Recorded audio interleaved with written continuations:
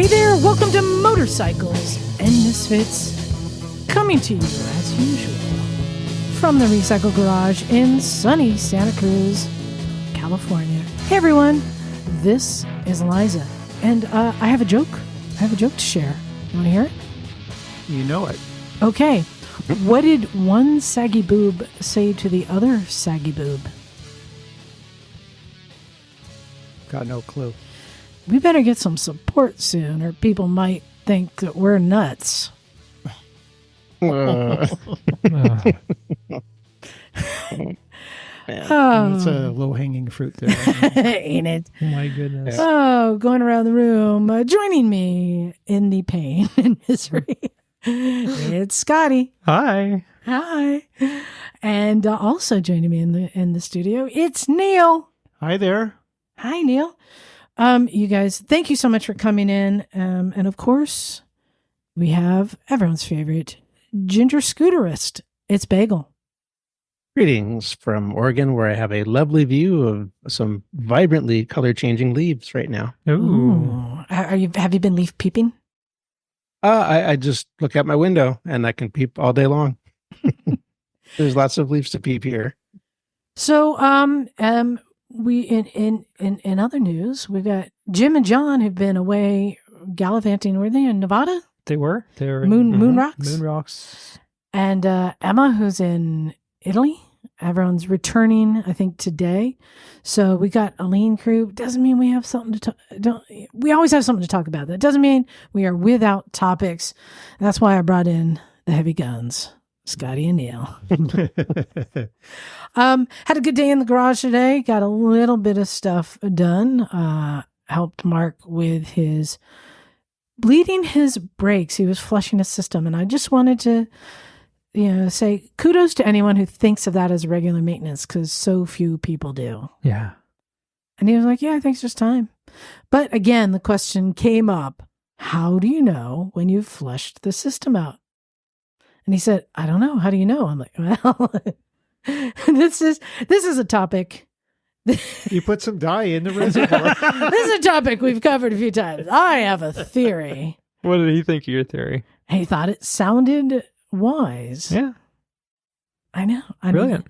But not to get into it. Mm-hmm. He just said, well, I think I just assume like in the system, there's probably a bottle full and that'll be enough. Yeah, you're probably right. You're replacing most of it. Good enough. But then I had a few other visitors, but everyone got a ride in the sidecar from hell. It's not from hell anymore. It's reasonably not terrible. It was a disaster last week. No, it's not quite a catastrophe. Bagel knows what I'm talking about. So the sidecar that I bought for the Benelli that Phil at Cleveland Moto stores for me, that I used for vintage days, that was designed by Industrial Moto. Boo, his. Their website is gone, so I think he's gone. I'm guessing he's gone now. It was, Surprise, Bagel, you surprise. remember, it was so poorly designed and assembled. Everything about it was done wrong. Yeah. So I was like, just this is a project. I want to see if I can improve it. And I welded on a new axle mount with some thick triangular steel welded to the frame and a big coupling nut in the middle to act as a axle mount. And then had to make a third point of contact higher up on the bike because it only had 2 points of contact. And everybody knows for a sidecar, you need 3 points of contact, right, Bagel? Just for stability. Yep. Yeah. So I just welded on some plates and a pipe and everyone got to ride it. What'd you guys think? Is it better? I think it's ready to do slides. It could be a lot of things and be better. Yes, but I don't know if it ever could be better. Because here's the thing. We're all afraid to leave the driveway. Because to take it at speed, and I was talking, Craig was like, oh, looks like it's not flipping when you have a passenger in there. Why don't you take it out on the street and try? I'm like, because here's why. In the parking lot, we're doing maybe 7 miles an hour, right? To take it out on the street, let's just say we're doing 20, 25. Yeah. Take a turn to find out what is the flip point with a passenger. This is now injured. There's going to be injuries. It's no longer just that was fun. Like this, even at 25 miles an hour, it can get super sketch. Yeah, it's fun sketchy in the driveway with like a tank top and flip flops on, but out on the road, I would want just a lot of gear. I think it has some serious hooning potential. Oh, yeah. But I just wanted to prove that I can make it better, and I think I did. Now I can pull it off and be done. Well, it would be hard to make it worse. Exactly. Not anymore. So one thing I was thinking about just now, imagine that, something in my noodle, is to put a bar across it to hang on to it so that the monkey can hang off. Like sidecar racing style. Yeah. Yes. I mean, you usually look at a typical motocross side hack, the monkey's got something to do that with. Yeah, I could. Just city streets. I just don't know. But maybe. You know what? Here's where I think it's going to come into play. The Misfits rally in is it April? I'll put it on there, and we'll have it at Hollister Hills, right around the dirt and around the campsites. And there we can test the limits. That's the proving ground, right? Maybe there. take it on one of the tracks. Ooh, the TT track. Ooh, that could be fun.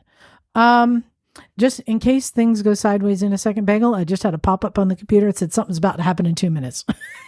Oh, I don't know what it was. It went away. I wanted to cover on this episode.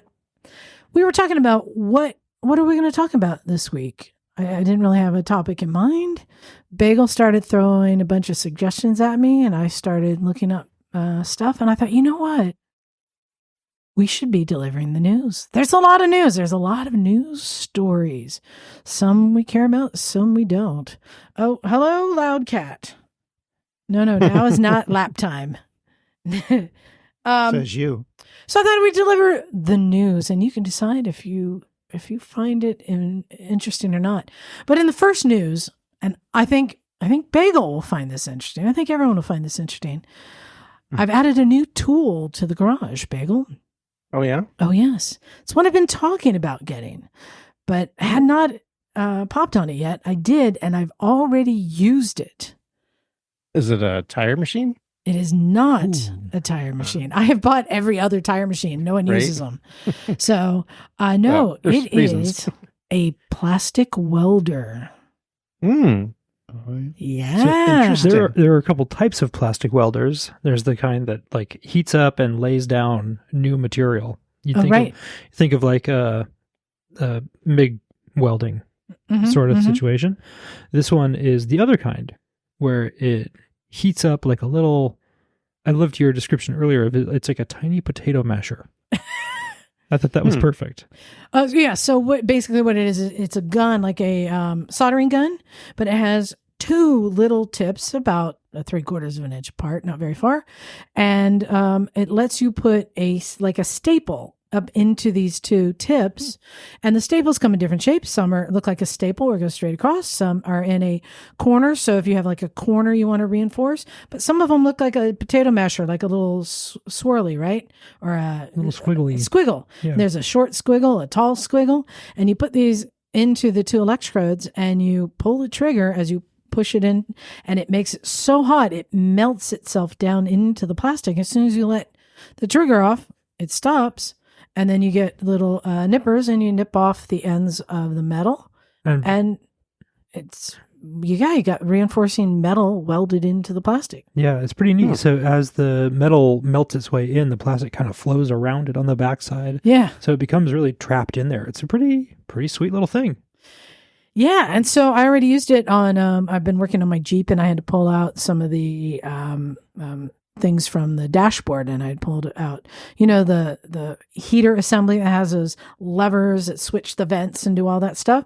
And on one of the sides where two of the screw holes that mounts it to the dash were just snapped off that whole side. And I was able to plastic weld it back together, and it held. Here's the interesting thing. When I screwed it back in, I could hear these little crack, like snaps, like plastic breaking. And it may have been like I had also glued it, the glue breaking, but it stayed together. It stayed intact. So Plastic Welder is now at the Recycle Garage. Come on down.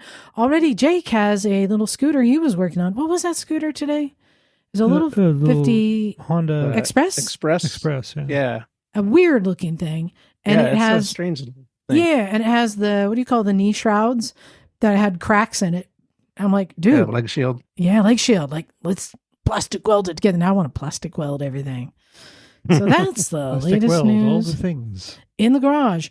But so you think it's good for ABS fairings and stuff like that? Yeah, why not? Yeah. Let's try it. But yeah. It just, melts it in there. It is pretty cool. So let's cover news. We got all have a bunch of news articles. I want to get to one that I thought was kind of interesting and uplifting, I'm going to say. And this is just by chance. A lot of the news I'm covering today has KTM involved in it. They're just in the news right now. But in this one, KTM confirmed Goodwill scheme will cover the cost of all historic and future LC8C camshaft repairs. So what does this mean? Well, KTM representatives have confirmed that the LC8 parallel twin models affected by a camshaft wear issue will be repaired under Goodwill, whether still in warranty or not. KTM is quoted as saying, as with all repairs, a full manufacturer service history is a requirement. But in this instance, we are supporting those who don't have a perfect service history as well.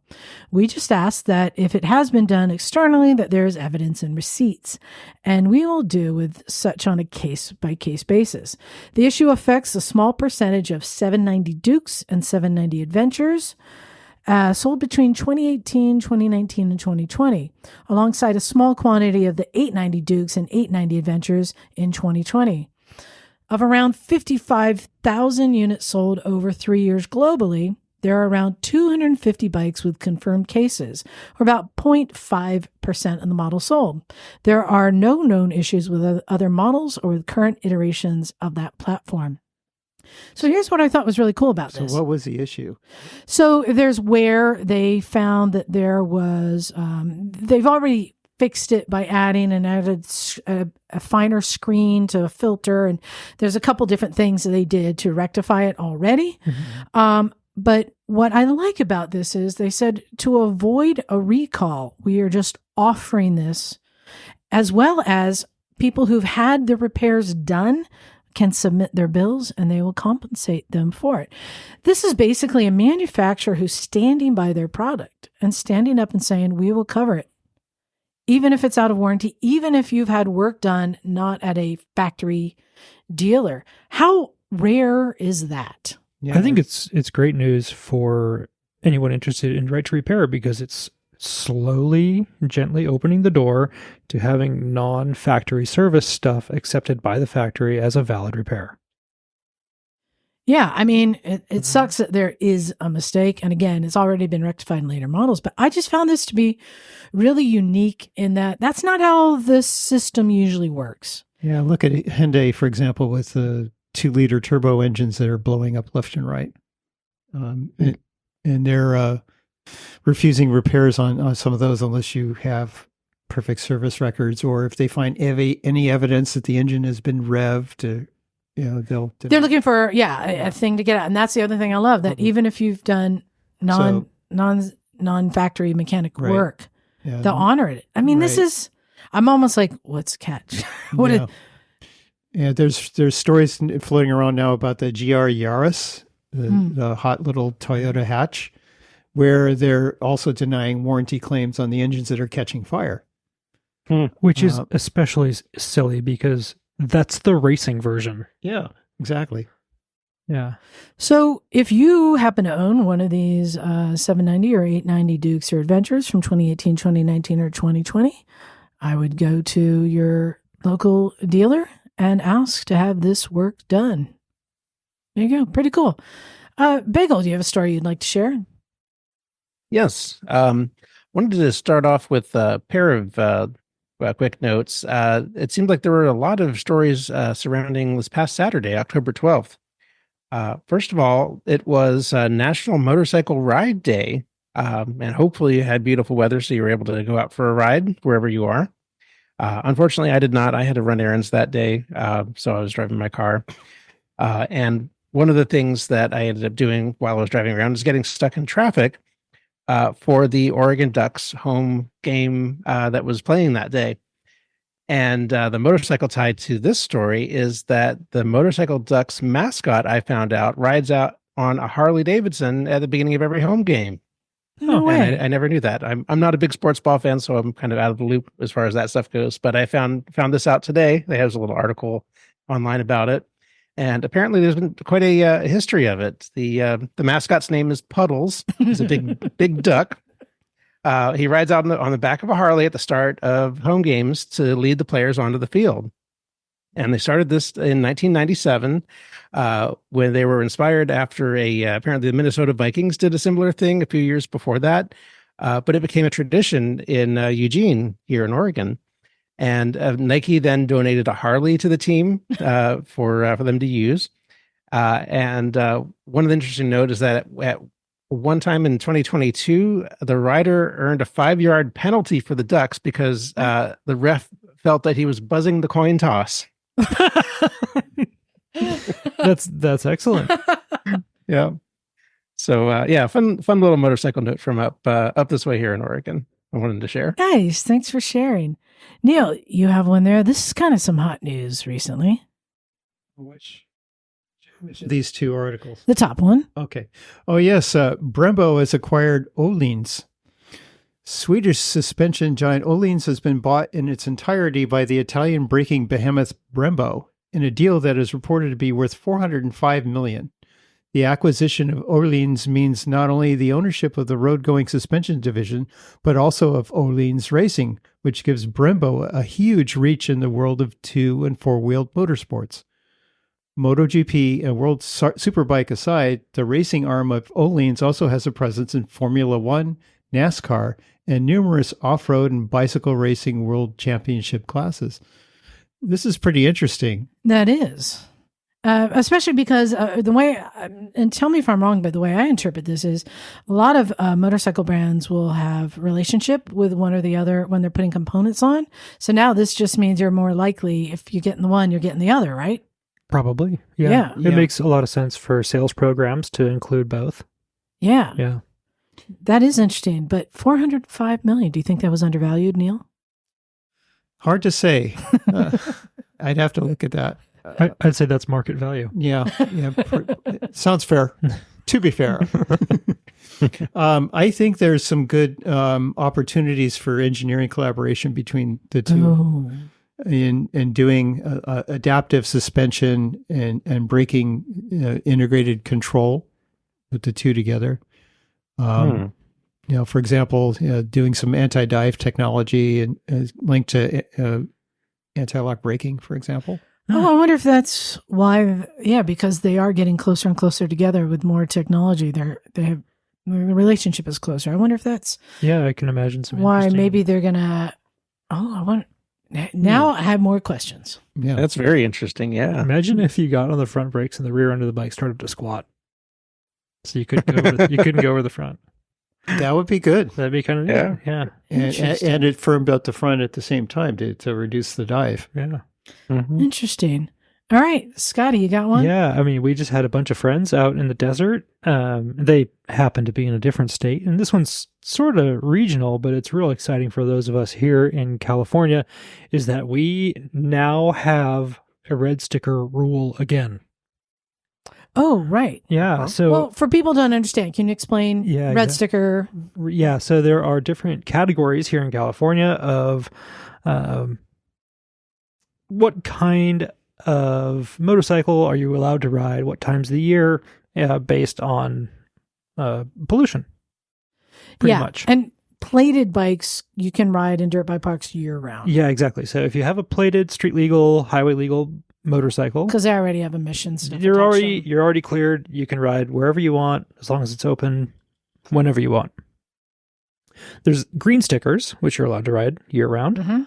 And those are not street legal. So these are motorcycles that are sold specifically for off-road use. This was like I forget, there was a cutoff year, anything before a certain year. Yeah. And then for basically race bikes. So these are like, think of a motocross race bike. They'd fall under a third category called the red sticker, which was, they call it a competition vehicle.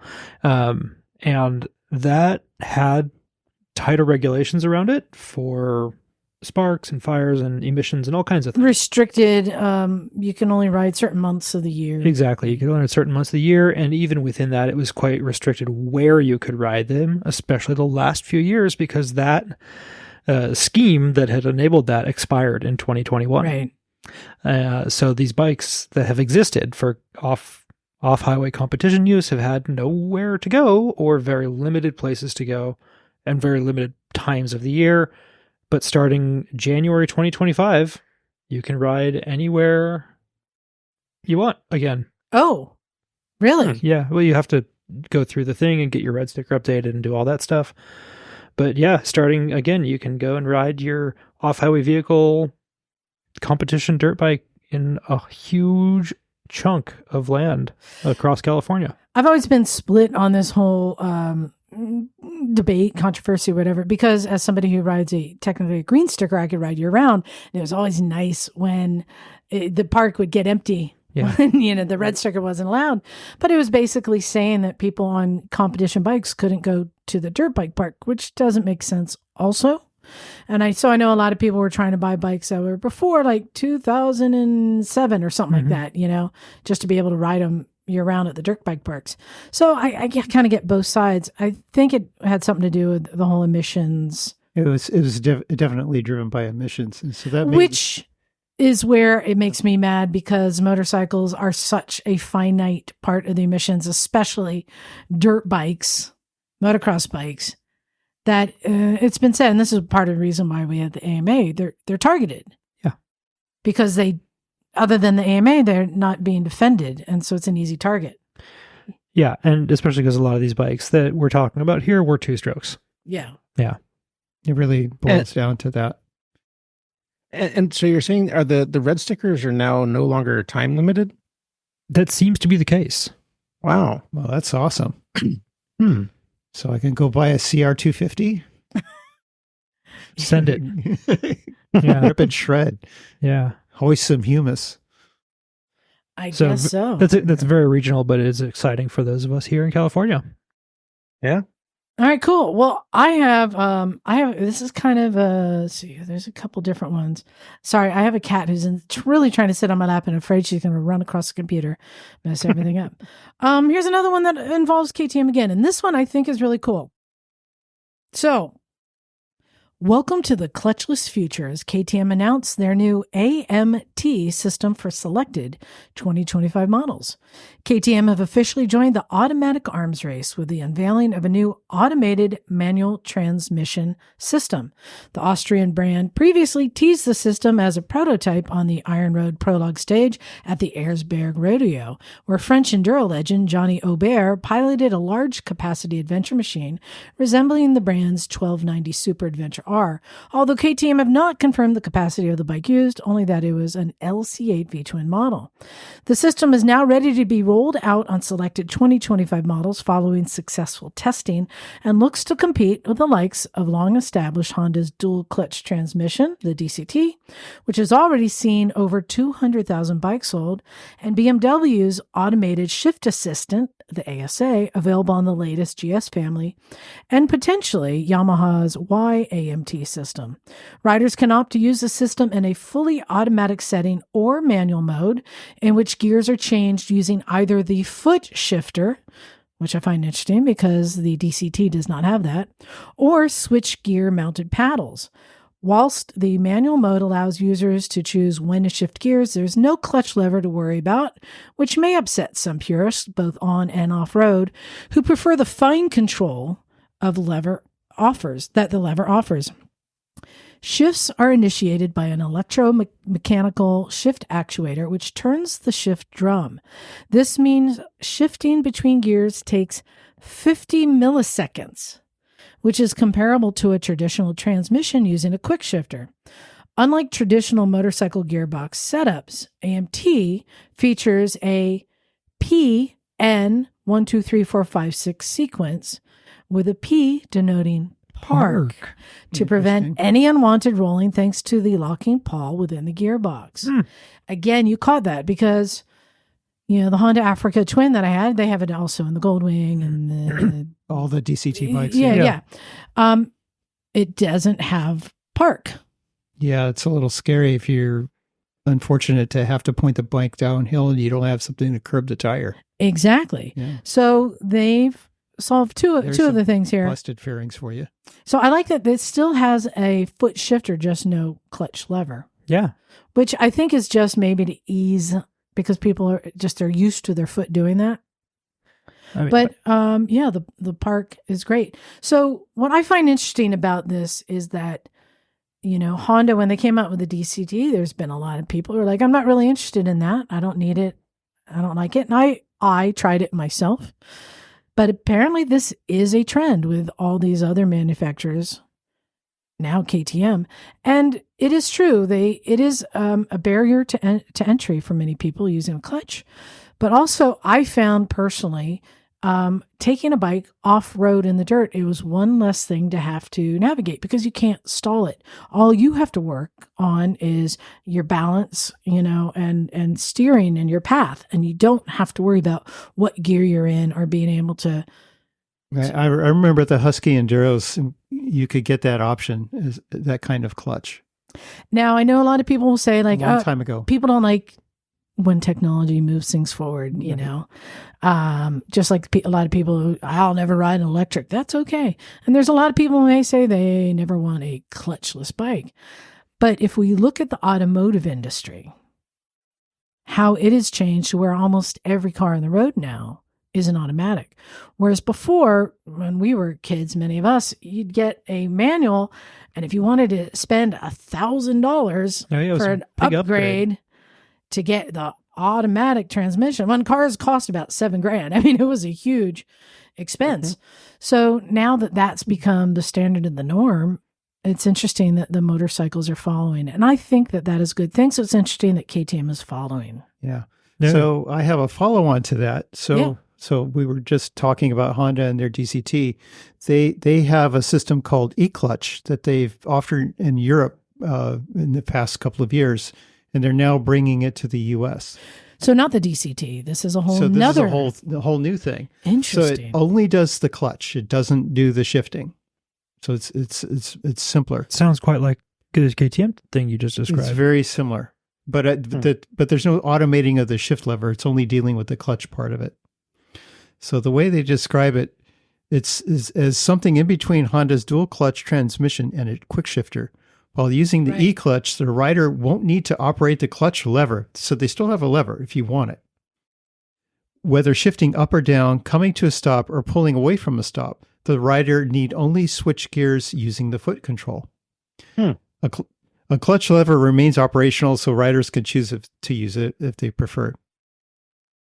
So it's kind of cool. Yeah, so it gives you a choice in your riding style, and if you're coming off a clutch bike, it gives you something to get used to. So it's a speed shifter plus, because I have speed shifter on the Nikon, like many modern bikes do, where you don't have to use your clutch, you just use your foot. Sounds like this is a speed shifter that also works in and out of neutral. But it also goes down. Yeah. That's the thing. The speed shifter only works going up. It doesn't down. Mine works both ways. Does it? Mm-hmm. Yeah. So it actually detects when you press on the shift lever to activate the e-clutch. And you can set how hard or how soft you have to press the lever to activate that function. So you have some choice there. So it looks like, like a lot of people, I'm not really interested in DCT. That seems like I'm giving up more control than I want, but I'm actually interested in this. I'm wondering if that's why Honda, they've already invested in the DCT, which they've created a very good product. Yeah. Now KTM has made one better, being able to put park in there. but maybe they are trying to find that gateway. Yeah, I think these are all like, I don't have to buy them. They're not for me right now. Right. That's okay. I can still think that they're awesome and make motorcycling a lot easier and less complicated and less nerdy for a lot of folks. That's great. So it's offered for the US. They're going to offer it on the CB 650R and the CBR 650R. So both the middleweight bikes, which interesting. Is kind of those are twins now, right? Yeah. Yeah. So kind of the meat of that market. So I think it's a great trend. I think it'll help. One of the things that new riders have a challenge mastering is how to use a clutch, because they're not familiar with it coming from an automobile. But it also requires some seat time to get used to it. And on the street is not a great place to have that seat time. Yeah, it can be challenging for sure. I mean, we didn't get into it too much, but today in the garage, I was dealing with this old Yamaha that we're putting a Honda motor in, so that a Honda clone motor? A Honda clone motor, Yes. In quotes, air quotes for that. It's a Honda-esque motor. I'm kind of building this thing up just for my nephew to learn how to ride a motorbike with a clutch and all the controls in the right place. Yeah. Yeah, that's very good. So then he'll start out that way. All right, Bagel, what do you have? Makes you a good aunt. Well, I have a story that also took place on Saturday, October 12th, which was the debut of a motorcycle called the Vandal.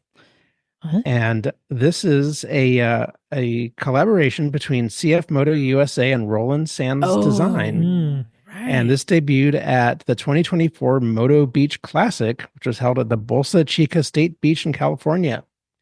So this is a customized Ibex 450 that Roland Sands Design put together for them, and apparently they put kind of made a small group of them for this event, and had several riders riding them in the Gymkhana that they set up for this event, and competing against other people who brought their own bikes.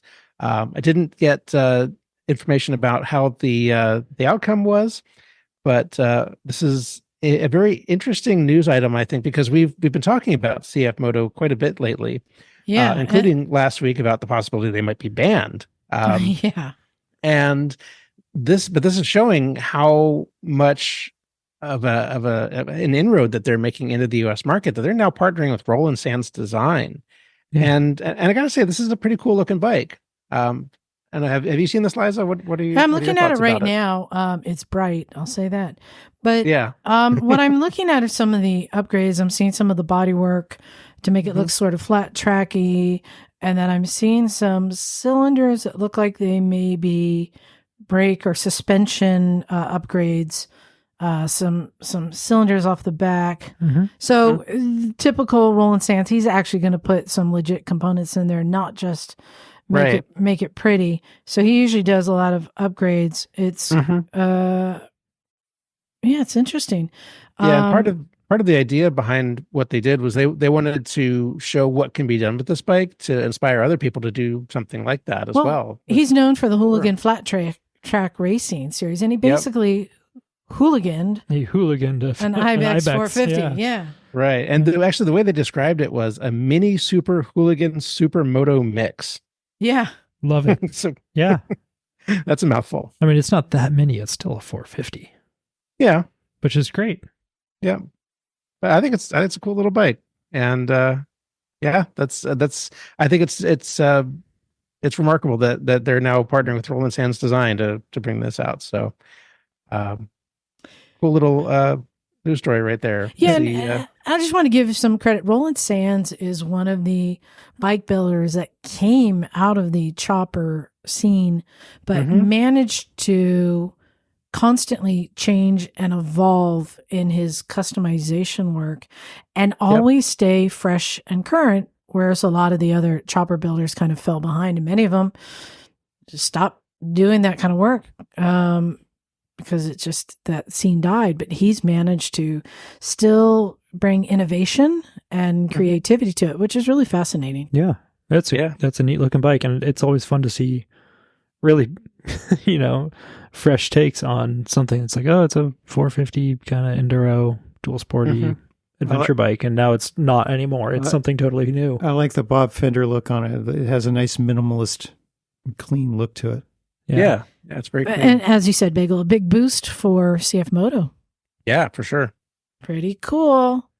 All right, Scottie, you got something? Yeah. So in sort of regional news here in the United States, our U.S. Forest Service just started their new fiscal year. Okay. Their fiscal year starts October 1st, and the first time that I've been aware of it is they got a big budget shortfall this year. Their budget was cut $500 million.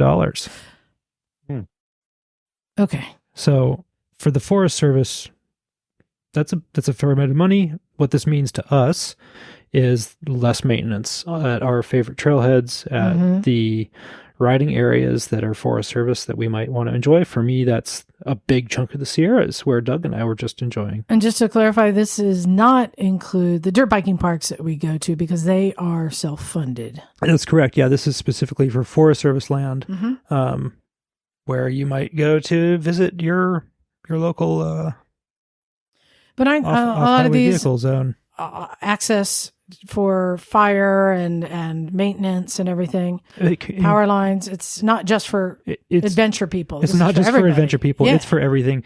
There was news that this is not going to affect fire efforts and safety things like that. They're going to cut the fun stuff first, which makes sense. Yeah. The place this will probably affect a lot of folks first is with snowmobile season, which is coming for some people. I just want to get a consensus. Do we like snowmobile people? Yeah. I don't know. It's kind of like a motorcycle. Is it? Snow motorcycles? It's a snow. Or they're like a ski-doo. Snow machines. Yeah. Yeah. I mean, they're not for me, but this is going to affect them first because a lot of the snowmobile trails that later become motorcycle trails later in the year. Yeah, you're right. They're not going to exist. Okay, we like them. That's the official Misfits stance. Really, they're scooters for snow. Yeah, we like scooters. And we like scooters. Okay. Yeah, so it's kind of a bummer. They're keeping the fire efforts. They're keeping power lines and safety stuff.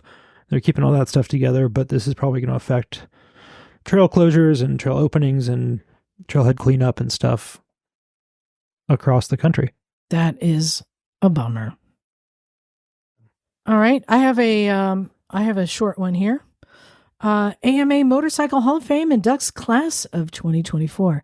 I'm going to go out one of these times. It's always such a cool thing. So the AMA Motorcycle Hall of Fame inducted its 2024 class on Thursday, honoring 5 new members during the 2024 AMA Motorcycle Hall of Fame induction ceremony. The AMA Motorcycle Hall of Fame class of 2024 includes Mike Lafferty, Debbie Matthews, Matt Mladen, Rob Razor, and Kevin Windham, all of whom received their Hall of Fame rings and ceremonious gold jackets during the ceremony. This evening, we honor a special class of motorcyclists who have excelled in various areas within our industry, said AMA President and CEO Rob Dingman in his induction speech. From world-class racers to inspiring advocates and pioneers, these individuals have left an indelible mark on our sport. The AMA Motorcycle Hall of Fame is more than just a museum. It is a living testament to the achievements and contributions of motorcycling legends. Events such as tonight's ceremony help preserve their stories and ensure that their legacy continues to inspire and educate. I'll tell you something I really like about this, besides the fact that the AMA Vintage Days is a fundraiser for the Hall of Fame Museum, which if you've never been to is really quite fascinating. Every year they induct 5 new people. There's a whole voting thing that goes on throughout the year. A lot of people nominate and then they vote. And it's not just racers. Matt Mladen may be a name you've heard before, a famous racer. Maybe you haven't heard of these other people. That's because sometimes they may be a crew chief, or they may be, in the case of, I think it was, no, I can't remember. One of them was, he worked for the AMA in government relations for many, many years. Some of them may be advocates or assist or I think at one point, I think Loretta Lynn was nominated because she holds the Loretta fabulous. Lynn races. It's people who support motorcycling in every way. And I love that they recognize all sorts of people every year. And as I said, to preserve their stories. So, congratulations to the class of 2024. And I recommend to anyone, if you get a chance, find yourself out in Pickerington, Ohio, to visit the AMA Hall of Fame Museum. Tell them I sent you. We will. All right. Cool. Bagel, you're up. Yeah. Well, one thing that I wanted to start with was, you know how we've done the Sturgis death report each year? Yes. Did we cover that this year? I don't remember. I didn't. I didn't because it was the same old story. Yeah, well, these things happen, and there were 12 people who died in motorcycle crashes this year. Yeah, same old story. But there's an article that I found that said there actually were 2 other deaths that were not included among those statistics because they were not in motorcycle crashes. The title of this article was "Health Lab Director Says Very Unusual Sturgis Rally Overdose Reports Remain a Mystery." And this is from the South Dakota Searchlight. And it's a report that says that state health officials are unable to pinpoint the cause of an unusual string of suspected overdose cases, including 2 deaths associated with the Sturgis motorcycle rally. And at least 12 cases with similarly mysterious symptoms were reported to the state, with 6 of the patients requiring intubation. And in the article, they talked about there's several regular common drugs that they test for, but none of them came up as in the system of these people. So they're not sure exactly what these people took that caused them to become so sick. But 2 of them died, and there were people with heart issues and stuff from this, and it sounds pretty serious. So we're not talking about some cold medicine here. Right. And it's not, they didn't say anything about like how these incidents happen, but it's not clear if these were, people who got slipped something or people who were sold something or who knows what. But it's kind of scary that this is happening, but nobody knows what it is. But I would just say, for anybody who's out there, be careful. Wow, that's a whole. It's an interesting. Yeah. Do we count that in the death report? That's Sturgis. Well, these were linked to the rally. People who were there for the rally apparently, who were involved with this. And they also said that after the rally was over, these cases stopped. So it does seem to be tied to the rally in some way. There was a bad batch. So that means only buy your drugs from somebody who you know personally and trust. Know your supplier. Yep. Harm reduction helps. Put it that way. Scottie. Know your grower. Yeah, there you go. Know your farmer. Scottie, what do you have for us? Yeah. So in the beginning of this year, springtime, MotoGP announced that they would be changing the engine sizes in the future. Okay. So this was big news at the time. They're announcing that, hey, in 3 years, so in the 2027 series, they're going to drop from liter bikes to 850 cc's. Interesting. Okay, interesting, right? Do you think the industry precedes this, or that the racing precedes the industry? Who leads who? I don't know. They have to work in tandem because they really only work when they're working together, right? They only succeed together. Interesting. But this is the new wrinkle in this, is that they've announced an engine development freeze in advance of this engine size change. So they have a few different groups categorized of the manufacturers. So the top tier is frozen in 2026 and cannot develop anything new after 2025. So Ducati basically they're hitting a freeze. They cannot develop anything new after 2025. But everybody else gets the rest of the time to catch up. How weird. Yeah. Is this politics? I don't know. Or is this making it a fair game? They're phrasing this as a way they're trying to make it a more level playing field. Yeah. Which makes for better racing. You don't think that there's people cheating in racing, do you?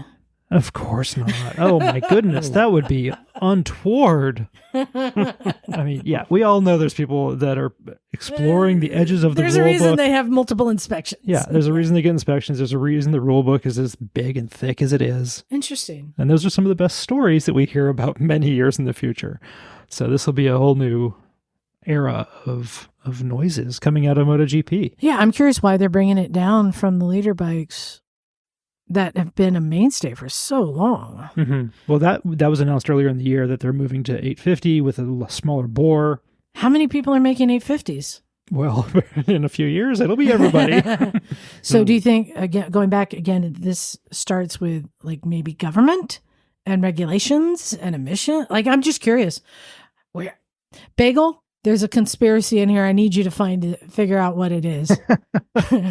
I maybe it's, and could it be just that modern bikes are so efficient that they don't need to be a leader anymore, and the constraints of the tracks, are fine with an 850?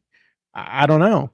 It could be maybe the riders are pushing back and say, 200, 220, 230, 240 horsepower on a bike is just, it's more than enough. I'm going to say, but maybe no. What if it's, Liza, what if it's, remember we talked about this before, what if it's insurance?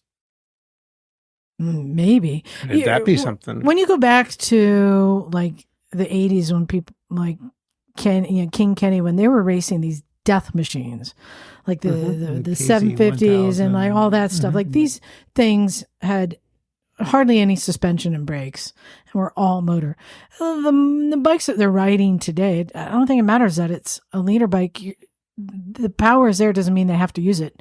It's not always the fastest way around just to use all that power. So I'm not sure why limiting in less. Maybe you just made the point that they're not using the power, so why not make the bike smaller and lighter? To squeeze more out of the bikes rather than to make it a little easier to get around the track with a bigger engine. Yeah, I think it's make really, it more of a challenge. I think it's just really interesting that they're saying, hey, Ducati and the other category A, you guys have been doing too good. Do you think it has anything to do with the difference between twins and four cylinders? Because they're in different categories, really, right? They used to be. I thought they all could be 1000s now. Obviously, we don't know what we're talking about. So that is interesting. I'm curious to see what comes of this and what new bikes come from it. A whole raft of 850s. I will tell you that I have a new bike that's coming in 2025 that sounds interesting. What you got? Well, Yamaha launch 3-cylinder R9 sport bike for 2025. After years of internet rumors, online teasers, and manufacturer hints, Yamaha have finally revealed a full production R9 super sport bike for 2025, featuring winglets, lean-sensitive electronics, and a sub-$13,000 price tag. Fed by a 14-liter fuel tank, peak power sits at 117.3 brake horsepower at 10,000 RPM, with a 68.6 foot-pound of torque available at 7,000 RPM. It benefits from different fuel injection settings, ignition timing, and final gearing, meaning top speed, engine eagerness, and pulling power are likely to be different to the MT.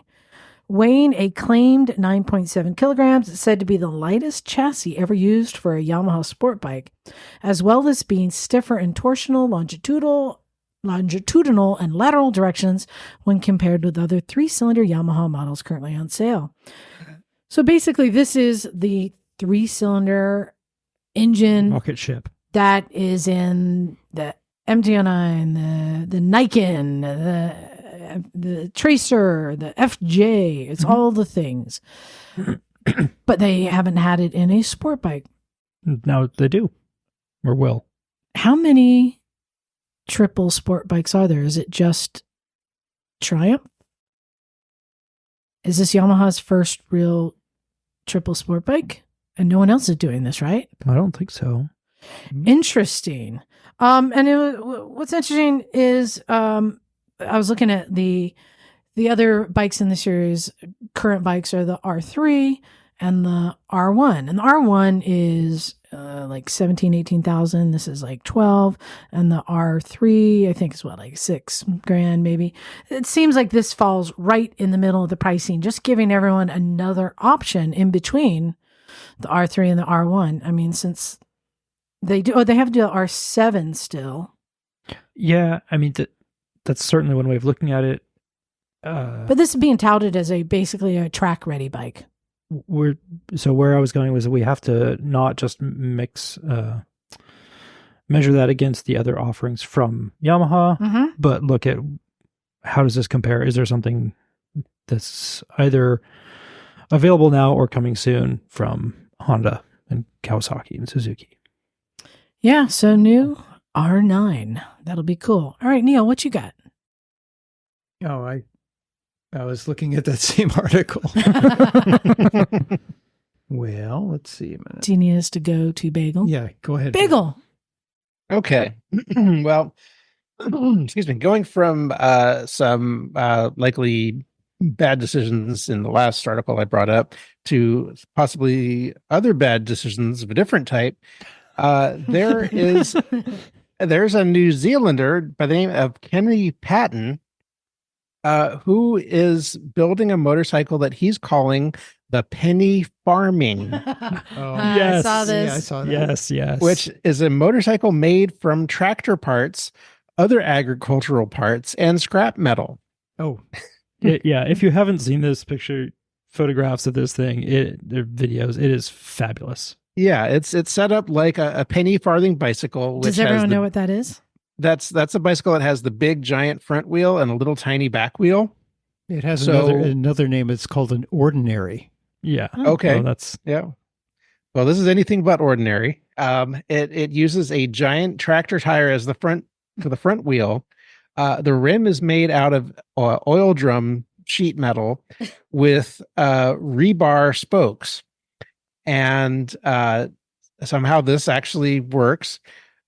He put a small tire tractor on for the rear wheel onto a Space Saver spare rim. Yeah. That he bolted onto a hub, which then has a chain drive that's connected to a 60-year-old agricultural motor. this thing's rear wheel drive. It's rear wheel drive.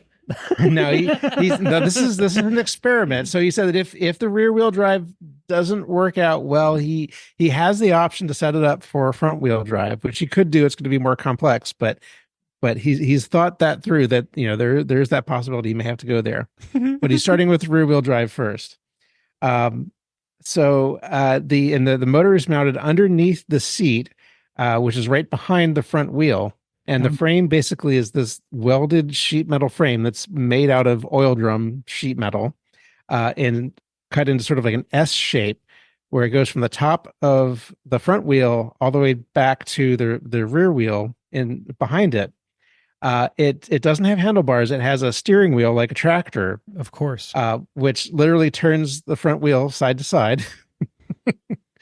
And the throttle is operated by a rod that's kind of next to the steering column, and then has a lever that comes out of the side that you push up and down to control the throttle to make it go faster and slower, kind of like a tractor, like a Model T.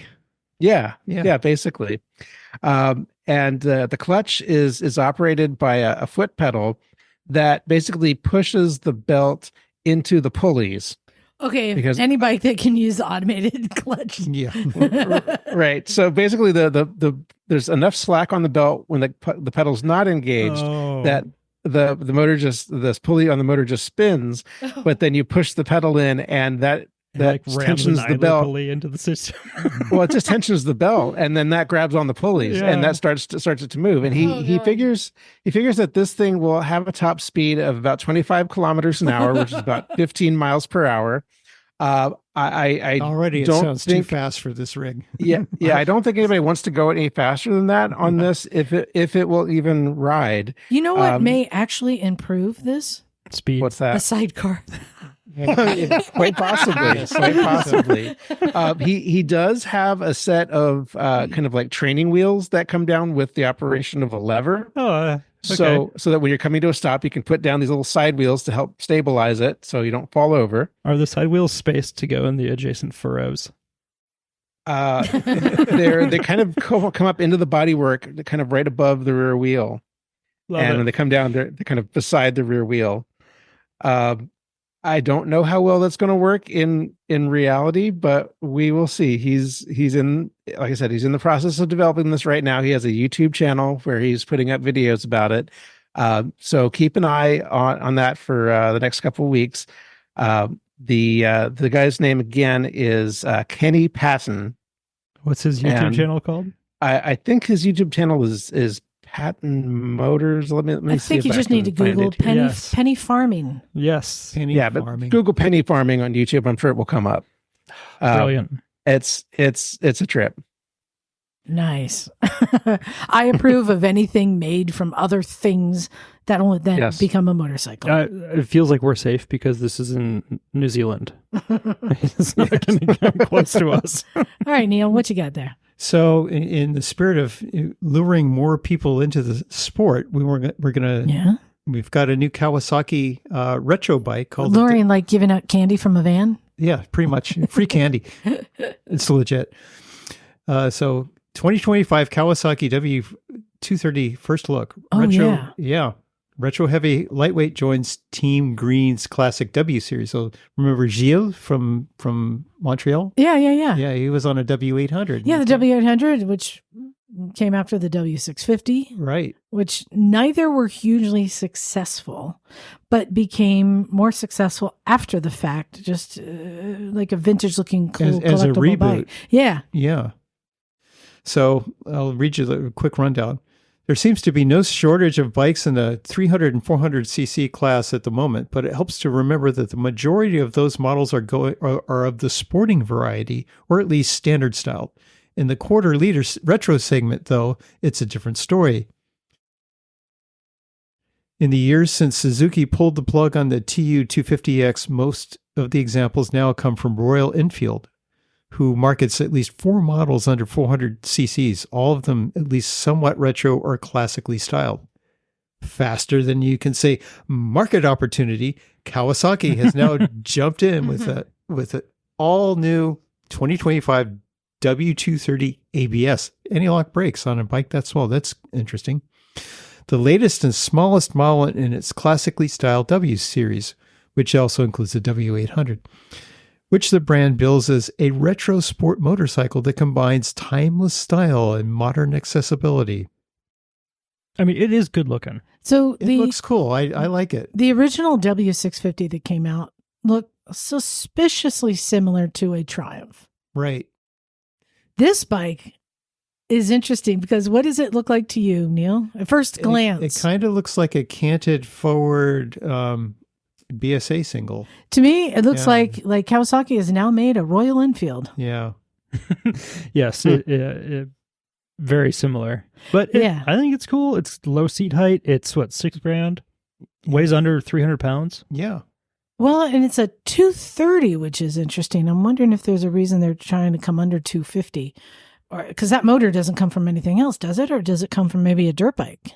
Ooh. I don't know.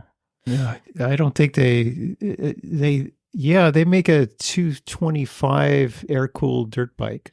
Well, it could also be air-cooled or liquid-cooled. We have to remember in air-cooled. In UK and other places, they have tiered licensing. It has to be within a certain so they're using the KLX 230 engine, basically. With the KLX 230. Yeah, with looks like different side cases on it. Oh. And a vintage bike. I always appreciate any new entry to, I call it the learner bike. Because for so many years, it was like either buy a Rebel or a Ninja or a Nighthawk. So anytime there's new bikes that bring something completely different, I think is really cool. Yeah, it's got a 6-speed gearbox. Like you said, weighs around 300 pounds, 315 pounds. I think it's a good intro bike for a lot of people. And it's got just enough power that you can deal with the freeway if you have to. And you can get a vintage looking bike, but with a tested and proven engine. The 6-speed transmission and ABS, and it's a friendly looking bike. Much like I think we were talking about the Van recently. Yeah, they're friendly looking. They're great. The Van Man is kind of like the clown car of motorcycles. It's just like, it looks kind of oddly proportioned and weird, but also that you just want to be silly when you ride it. And I think it's just great. It looks friendly. It looks like a good time. So I have some big news here. Big news I want to share with everyone. Unfortunately, not for anyone in this room or for Bagel, not good news. But for everybody else listening, it's very good news. So just a reminder to everyone, we have our 600th episode coming up November 17th. Bagel, do you have it on your calendar? Yes, I do. Good. And we will be inviting everyone to join us in the Zoom and come on in for the party. Well, here's the big news for everyone. I have been reaching out to a lot of our partners and have collected prizes to give away to listeners. And so far, it's nearly $6,000 in prizes. Oh my God. That's astonishing. Wow. Yes. I can tell you that we're working with Layout Escapes, Vintage Rides, Wendy Crockett, Twisted Road, A Different Agenda, Breaking Away, Break Free, and Insta360 so far. Still have some others that may be getting added to this list, but one of these that I think is really cool, and Bagel, I may have mentioned this to you before, our good friend Moin at A Different Agenda, who offers stores not just in Pakistan anymore, but also in Vietnam, but somewhere doesn't in matter. Africa as well. Yeah, Tanzania, I think. You want to go to Pakistan, and because he's getting the Ibex 450s, right? Yeah. He's given us not one, but two $1,000 off a price of any tour in 2025 to give away. $1,000 off. Very cool. That's airfare from anywhere. That's basically you fly for free. Mm-hmm. That's big. We've got some break frees we're going to be giving away. Our friends at Break Free are sending us some units. And the other really cool thing is Insta360. Oh. We are going to be getting... Are you allowed to talk about this yet? I can because, they're going to be giving us an Ace Pro 2. This is a camera that's not out yet. Ooh. Wow. It will be out by the time we do this show. Which is not a secret, but they're giving us one of their brand new Ace Pro 2s. Very cool. Yeah, that's a $400 action camera. So pretty cool. So mark your calendars. November 17th, I will be sharing the information to all of our Patreon listeners through Patreon. I'll put it on our website, our social media, the when and how to join us. And I still have not figured out how I'm going to be moderating this zoo, but you know what? I don't care because I'd been talking for months, like, hey, we have 600 coming up. What are we going to do? 500. I rented a theater, right? Mm-hmm. Yeah. 400. We had Norman Reedus. We had Mert Law. We had Eric Buell, right? I got big names.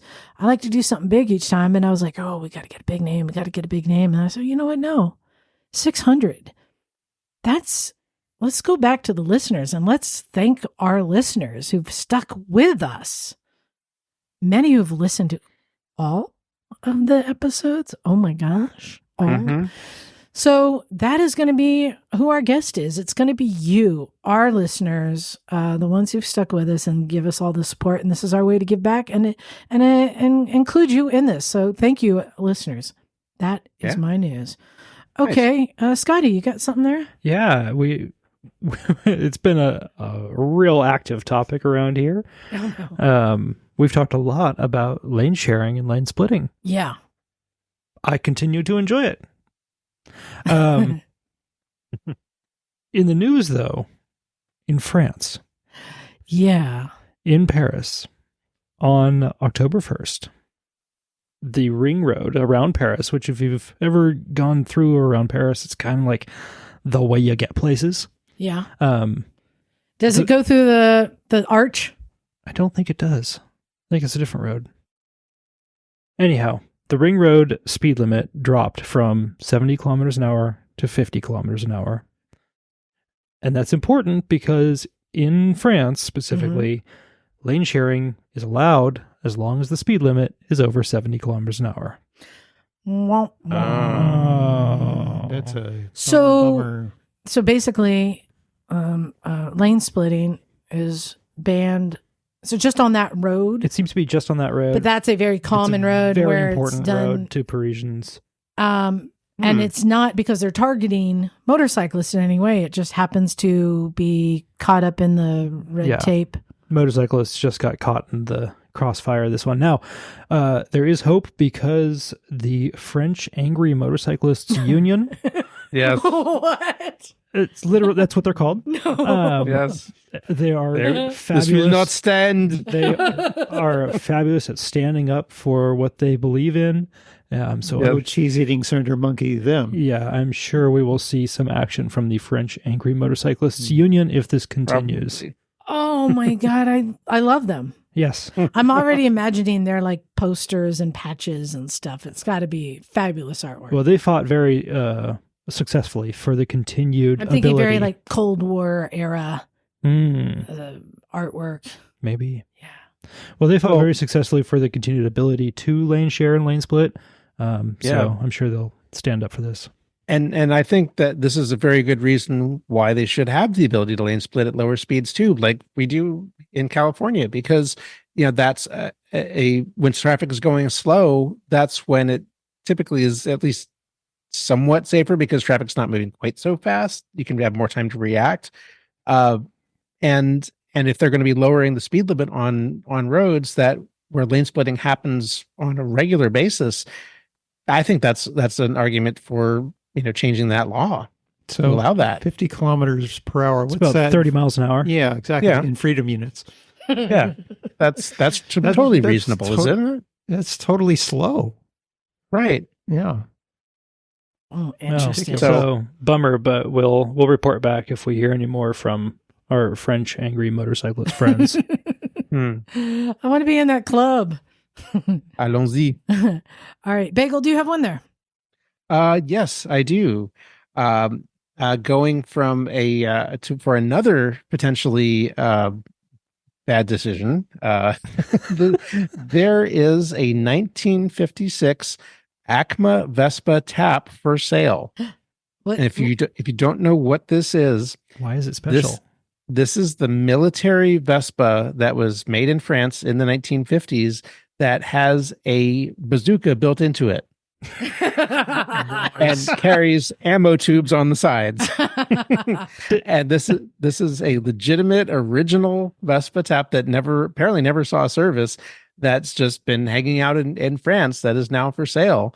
Reportedly, the owner is asking for 25,000 euros, which includes the M20 recoilless rifle, or they'll sell it for 22,000 euros without the rifle.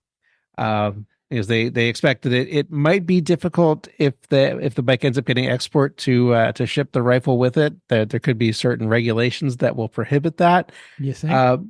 But they're giving the buyer the option. So, but this is a very storied bike, which we've talked about before on this podcast. Yeah. When we've talked about military motorcycles, and this is kind of like that, one of those holy grail wet dream scooters that anybody in the scooter world knows about, that is very, very rare. I think they only made like 500 of these originally, and only a handful have survived.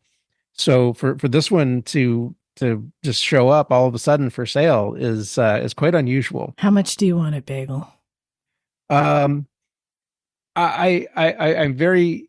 It's very interesting, and I would, if I had a way to own something like this, it would be amazing, but not for 25,000 euros. You would be the coolest guy at your scooter meet. Oh, definitely.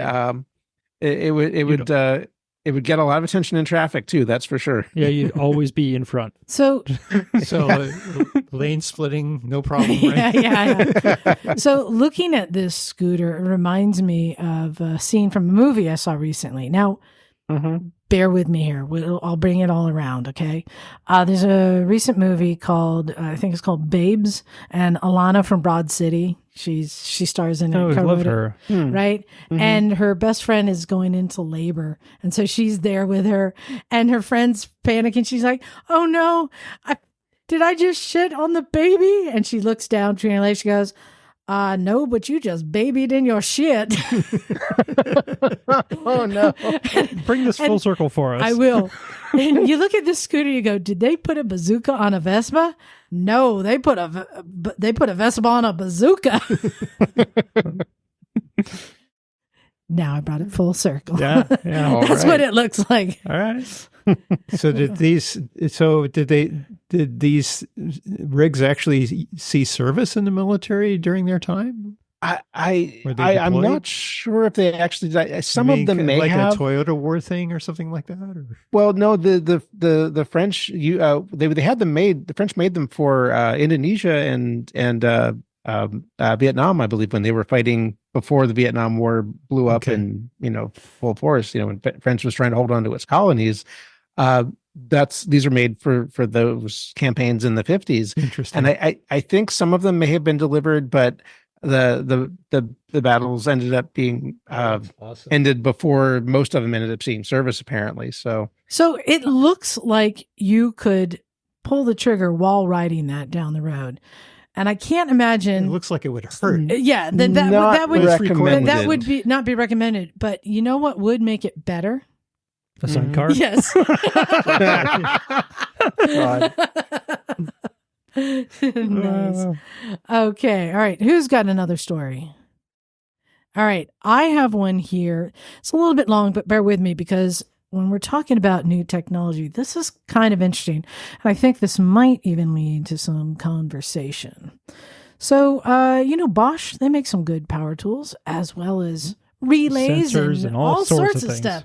Bosch, electrical they're all over, systems right? for vehicles. Well, yeah. Bosch's new radar system will pull away, brake, avoid accidents, and even stop for you.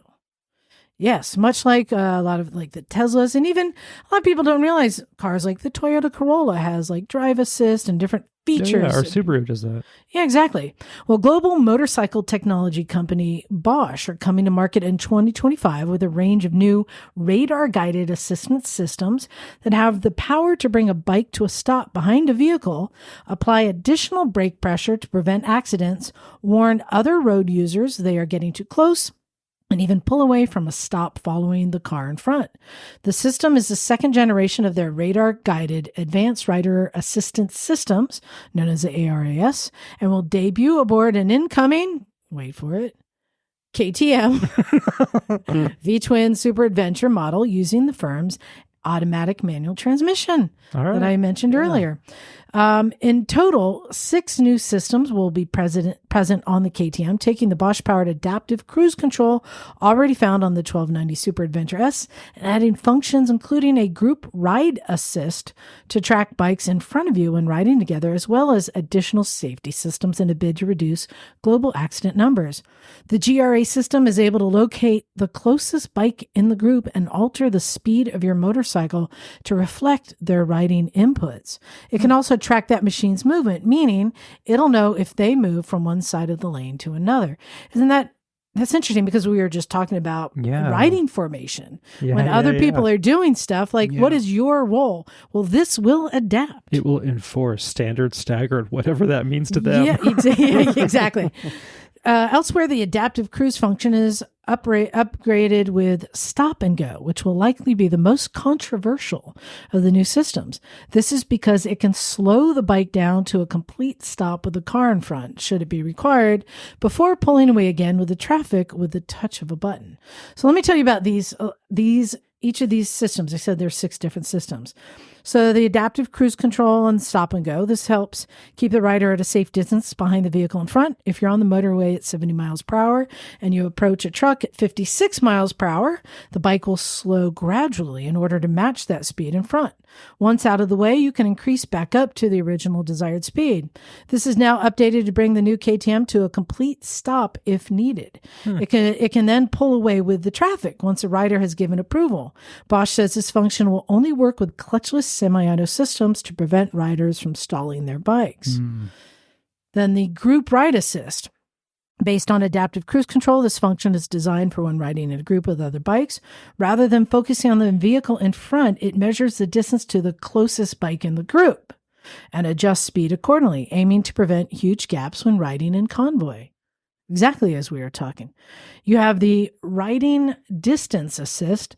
This function works separately of the ACC and stops you from tailgating the car in front. It provides deceleration where required to open the gap back up and can be overridden with sharp throttle inputs for snappy overtakes. There are sport and comfort settings, with the former delivering an easier override. You also have rear distance warning. This one I find interesting. This is used to help a rider move out of a tailgating situation. The rear radar monitors how close a vehicle behind is getting and notifies the rider through the dashboard if the gap is too small. Blind spot detection is also available. That's just a nice safety feature. Rear collision warning. This will activate the rear hazard lights to alert the driver behind that there is a risk of rear-end collision. Ooh, I like that. Using the radar systems to assess the likelihood of an impact. And lastly, emergency brake assist for those occasions when you're not paying attention to hazards in front. This system adds additional braking force through the front calipers to help prevent an accident and can only be activated once a rider has applied some braking force. So all it needs now is seized engine detection. So interesting. I was talking to Brian, who was out here today, and he said that the BMW has some of these features, and he was riding standing up, and it would sense a car and start to slow down while he was like just standing up and just kind of stretching, and it would almost threw him over the bars because he wasn't ready for the brakes to be applied. He's like, ooh, that caught him off guard. But I think that's a rare instance. The thing I find interesting, these are safety features. Do we need? Shouldn't you be paying attention? Like, how often does a motorcyclist or scooterist run into the back of a car because they're not paying attention? It happens. I'm sure. Yeah. Well, you know what? I will get add. distracted for a moment, and you look. You know what? I will add something that we discussed not too long ago. That the cars over time have improved braking, but motorcycles haven't. Do you remember when we talked about this? And that has to do with just simple physics. You can provide better braking, but you get to a break point where you're just going to flip over the handlebars. You can only stop so fast because of the height of the weight of the rider on the bike. Also, most bikes are weighted towards the front to keep the front wheel down in acceleration, which works against you on braking. So the fact is, a bike from the 70s with a steel frame and drum brakes can stop as fast as many modern bikes today with the best braking system. Still in the 120-foot range. Exactly. Yeah. So maybe this is to assist you in basically in making that bad decision of not being aware of how well a car can brake. Yeah. I mean, cars stop fast. And so this is going to actuate faster than you would. Yeah. And just give you that extra beat that you need. Otherwise, you might be running into the back. I don't know. I find this very interesting. I like the rear collision warning. I like that it'll turn on the hazards. That it's not actually overriding anything. It's just letting them know. The hazard thing seems super cool. I like that a lot. I don't know that I like that if it senses a truck ahead that it's going to slowly slow you down. For me personally, many times you're holding your position lane while you're accelerating to get ahead of a car in the other lane to be able to cross over and pass. Yeah, and now you're trying to gauge that speed to make a safe pass, yet this thing is going to go, wait, there's a car in front of you. Slow down. The answer isn't always give it the brakes. Sometimes it's give it the beans. Sometimes, yeah. Yeah. What do you guys think about the group ride assist? I don't like riding in traffic anyhow. I don't know. Group rides aren't really my problem. I'm leery of anything that the bike's going to do that's going to change its own position on its own without my input. I feel uncomfortable about that. I get the idea, and that sounds helpful, but there are sometimes reasons why you want to move out of that formation, and if the bike's gonna like stop you from doing that, I'm not such a fan of that. Here's the thing I find that's interesting. This isn't on, say, a Goldwing. Yeah, that's where I was going to go. Or a Harley bag or a big touring bike that maybe needs that additional assist. These are on what I consider performance bikes that many people ride somewhat aggressive. Wait, wasn't this on an ADV bike? Yeah. Which is like, that's where it lost me. It's like, okay, this stuff all makes a ton of sense on a touring bike or on a sport touring bike or even on a small commuter bike. I see. For me, it makes more sense on bike? A big touring bike that maybe people aren't as in the moment focused on their riding and they're just enjoying their long distance tour or something, you know? Yeah, I don't know. Yeah, it makes a ton of sense there, but I don't get it for an ADV bike. Well, and also the bigger bikes need more, the heavier the bike is, the more time it needs to stop. Mm-hmm. So if the system can kick in and get ahead of that clock, basically. But I kind of want to trust KTM. Yeah, there's a real chance that they could implement this and have it be. I'm under the assumption that they've been testing this and they think this is a good thing for the public. And the other thing that maybe we're not taking into account is that this might be yet another thing that's going to reduce not just the amount of accidents, but maybe the severity of an accident. Sure. I was thinking starting the braking cycle early. Yeah. So I find that very interesting. So I have a news story for us. Yes. It's a business news. It doesn't look like a great one, actually. Fox or the Bell Helmets, Fox Racing, Giro, and a whole bunch of other brands were sold off to a private equity firm. Oh no! Yeah, well, yeah. It seems in the way of the world today, as venture capital, private equity, and private buyers scoop up brands left and right, consolidating them under a single banner. Some are successful and reinvigorate those companies, while others, they're less successful. They squeeze the money out of them is what they do. Right. I worked for Giro when it was first purchased by private equity. Right. That was rough. So today we got news that Bell Helmets, along with Giro, Bushnell, Stone Glacier, Camelback, Sims, Fox Racing, Camp Chef, Primos, and Quiet Cat were sold to private equity firm Strategic Value Partners in an all-cash deal worth $1.125 billion. Strategic Value Partners is a big player in that outdoor sporting goods industry. They own a huge number of other brands. I might be too close to it. Most of those brands are already fairly dead. They've sucked a lot of the life out of a lot of those brands. So, yeah. He's just buying the name? They're buying the name. Yeah. I don't know. I'm probably too close to it, but yeah. So they were owned by an outfit called Vista Partners. Yeah. Or Vista Outdoors. Vista Outdoor. Into two separate entities for purpose of the sale. Mm-hmm.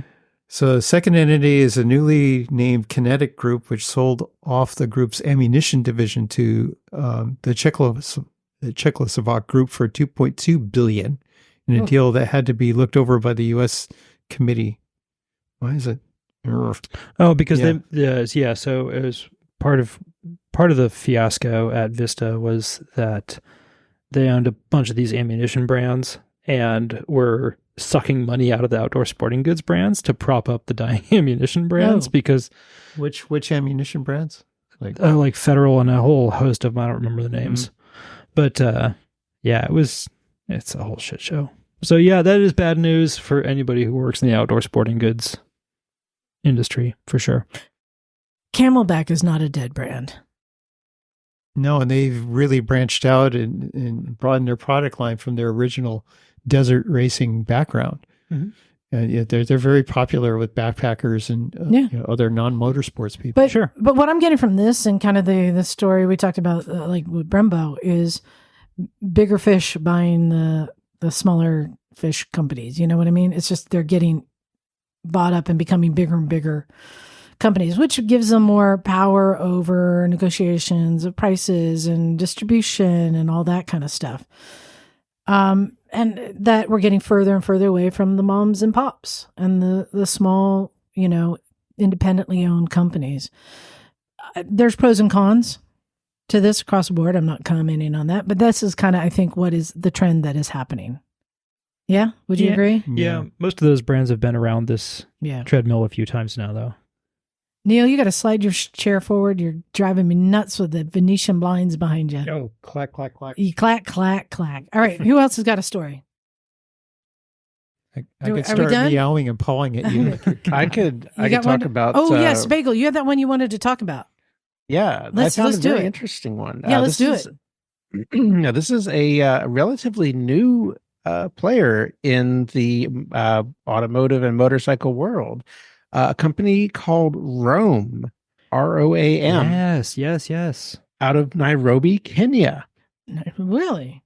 Yeah, and this is a manufacturer of electric motorcycles and buses for developing markets, and also energy management systems that include solar photovoltaic and battery storage for both on-grid and off-grid electrical systems. So this is a company that was formerly known as Optibus, which was reestablished as Roam in 2017. And earlier this year, they secured $24 million of investment funding. So they seem like they are going some places because they have a very interesting product line that's available. They're making, like I said, electric motorcycles. It's one of their primary products, which is the model they're making is called the Roam Air. Yeah. Which is kind of an off-road styled motorcycle, very rugged looking, which is made with a dual battery system that will power it for up to 140 kilometers, which is about 87 miles. So I'd like to comment on this. I'm looking at, as you said, it is almost like an street enduro styling. Looks like workhorse, but what it looks like to me is when you travel into third world countries, and there are bikes that are primary transportation and they're used for taxis or for whatever. I mean, go in a village, whatever. You see them everywhere. This looks like that. This looks like that. But with the two batteries. The bitchiness part about this battery system is they're removable and replaceable. Yes. You pop it out, you pop a new one in. I can see that. Isn't that cool? They have big handles on the side that looks like they just pop right out the side for a quick switch. Yep. And an interesting thing about the company is that they say that their philosophy is simple. It's the best product for a market must also be developed, manufactured, and designed in that market. So that's really the approach that they're taking, is they're building a bike that is made for that market in basically East Africa, which is where their main target is. Do you know what else I noticed looking at these batteries? What's that? Do you see the identifying numbers on them? So this bike with two batteries, it's got some writing on it, and it says one is like O3B and the other is like O1B, which means this looks like it's a swappable battery system. Yeah, that's exactly it. Not just that it's easy to remove, but that there's going to be an infrastructure where there's going to be maybe at a gas station or something. This is what we've talked about a long time that needs to happen. There needs to be a standardized battery system that can be there like a propane tank to swap out. Right. And because they have a diversified product line where they're also providing energy systems as well, they can potentially provide the infrastructure to his people who want to run a business to charge and supply these batteries to people who need them. They have and they also have a business in the management software for fleets of vehicles and energy systems as well. So they're kind of providing the whole package for people to set up and electrify their whole transportation and energy system. Did you see the picture on their website of the Roam Hub, which is a cargo container that's been converted into a little storefront where it looks like you can pull up and exchange your batteries. So it's not going to be like a gas station. So it looks like they're putting these hubs at locations and that they can then just drop the shutters down and close up at night. Great. Right. And there are a couple of interesting slogans I saw on their website. One is electrifying Africa, one vehicle at a time. Mm-hmm.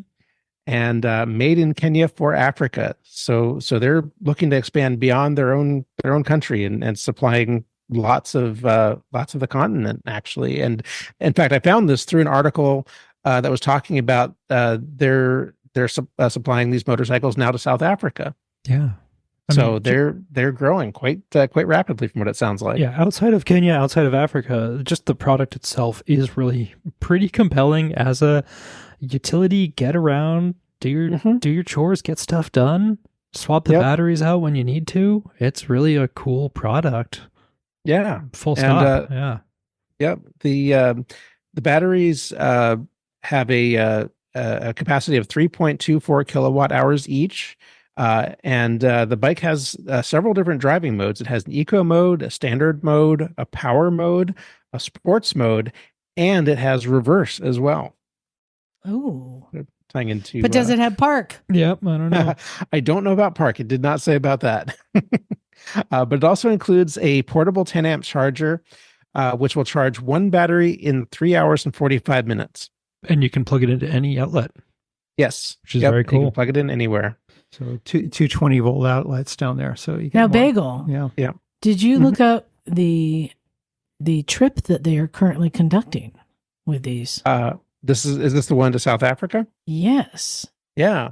This is interesting. Did you guys see this? No. What is it? It says Rome Air embarks on a historic 6,000 kilometer solar powered expedition from Nairobi to Stellenbosch. I hope I said that right, which is in South Africa. South Africa. But what's interesting is they're traveling 6,000 kilometers only using solar energy to charge the batteries. This is in conjunction with the Stellenbosch University. So that's a whole thing right there. Right. And that's very much in line with what their company's mission is to provide this electric infrastructure to make travel like this possible using no fossil fuels whatsoever. So here's my question. Does that mean that I didn't look this up, those charging port chase stations that they probably have solar on top? Mm-hmm. Oh my gosh. I'm just putting it all together. That's why it's Rome does make photovoltaic cells, but that's why they're putting these cargo containers that can drop them anywhere with solar on top. Yep, exactly. And charge the batteries. Unit. So I believe on this, they're not charging the batteries as they go. They're stopping at their charging stations that have charged them and swapping batteries. That's pretty cool. Oh, boom. Yep. And those conceivably could be hooked up to other power sources as well, like wind power too. So they could charge even at night. Yeah. So it started September 29th and it's ending October 18th. Okay. They're doing it right now. Yep. So Bagel, can I make you keep an eye on this and do a follow-up to see how successful it is? Yeah, I'll check into that. That's interesting because this is something that the barrier for a lot of people getting into electric, and what we've talked about here, the U.S. Opted. So many countries, I think it was in Europe or Asia, Asia, they agreed to use the same batteries so that they can create an infrastructure and share that resource. But the U.S. opted out. Mm-hmm. I don't know if it's across the thing, but when I was recently in South Korea, there was a whole variety of e-bikes that shared a battery, and you could swap those out. And there was like a little kiosk in the sort of a wall. Makes and sense. You pop it in, pop it out, and you keep going. It makes sense. But Super for cool. some reason, U.S. doesn't want to participate in that. Freedom. So now you have this little startup in Africa that's making it simple and accessible for everyone. But what we don't know is the cost. And for many of them, for many bikes, the electric, the cost is in the batteries. So are you buying a bike without batteries? You don't own the batteries and you are just paying to lease or I'm not sure how they're charged. Have access to them. Potentially, yeah. That was proposed a long time ago because then if you make the bike affordable, anyone can get it. And the problem with the batteries is they only last so long. So don't put that on the user, put that on the manufacturer to constantly refresh and upgrade those batteries. Right. And also to recycle them at their end of life as well. Yeah, it puts the responsibility on somebody who might be able to actually live up to it. Right. Yeah. And if you offer access to freshly charged batteries as a subscription service that costs less than you would need to fill up the fuel in that similar vehicle if it was internally combustion engine powered, then it makes perfect sense.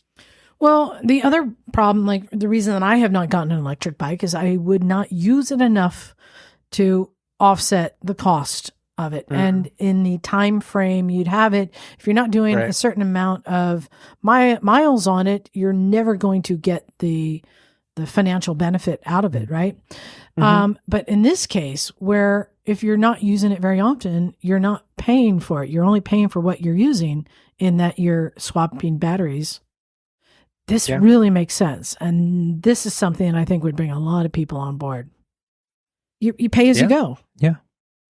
Yep. It's very cool. That is good job, very Rome. Cool. Yeah. And it seems like it's a fairly, simple machine. So the cost of the machine to begin with should be fairly low, unlike, something that's for a Western market, like a Zero or Energica or something like that. This is it's a simple but effective machine that's meant for a developing market, and I think they have a very good chance of having a really good success here. And I like what they're doing with buses as well. They have 2 electric buses that they're now producing on top of the motorcycles too. So it's I think this is the company to watch. If you buy 2 buses to get a free bike. I don't know, but that would be a great promotion. Bundle, that's what I say. Yeah. So there you go. That is the news. But there's one more piece of news. That's Misfits news. I wanted to kind of get into a little bit because one of the people I love to harass a lot is Scottie. Oh my word. Because you come up with harebrained things, but unlike our dear friend Jake, you follow through.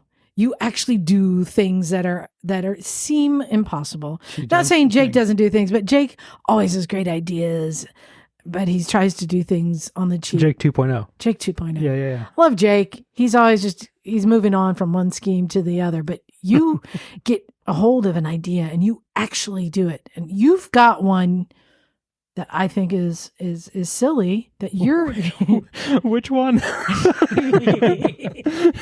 Exactly. Which bike were you working on last week, Scottie? Oh, I've been working on my 1964 Honda CL72. CL72. What size motor is this a CL72? A 250cc parallel twin. Okay, so we're talking about a vintage. It's a street/dirt bike from the 60s, like scrambler-y type. This was, as far as I can tell, the first production scrambler. Great. Bagel. Now that you know what bike she's been working on, what crazy thing do you think she's going to do with this bike? Ride it to Tierra del Fuego. Oh, I love the way you think. Love it. You are right on track, Scottie. What are you building this bike up for? Well, when they first launched this thing, the big press launch situation. I just like to say before you say this, what is the diameter of the forks on this bike? I don't know, 5.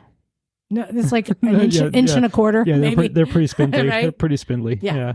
But when they first press launched this thing, they did like a big stunt. And their big stunt was they got a pair of these things and they rode them from Tijuana to La Paz. In the 60s. In 1962. Okay. Wow. Right? Super bitchin'. Mm-hmm. Only because they didn't have a Trail 70 to ride. Right. Maybe so. To make they did this on a street legal bike, and that was really cool. And to make this possible, of course, at that time, there were no paved roads and they had to drop gasoline along the beach. I mean, this is technically an adventure bike.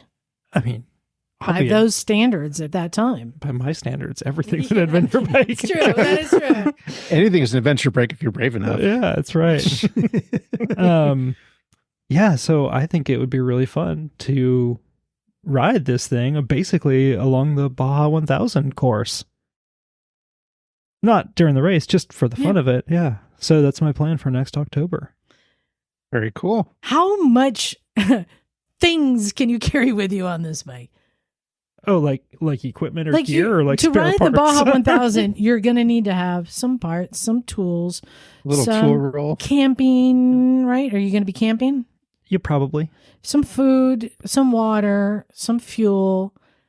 How are you going to carry it on this little vintage bike? Oh, awkwardly. Well, you know what? I take it back. You just rode a monkey bike across Mongolia. Yeah. So I pack light. this does seem the next step. I think it sounds maybe a bit ambitious and like a good time.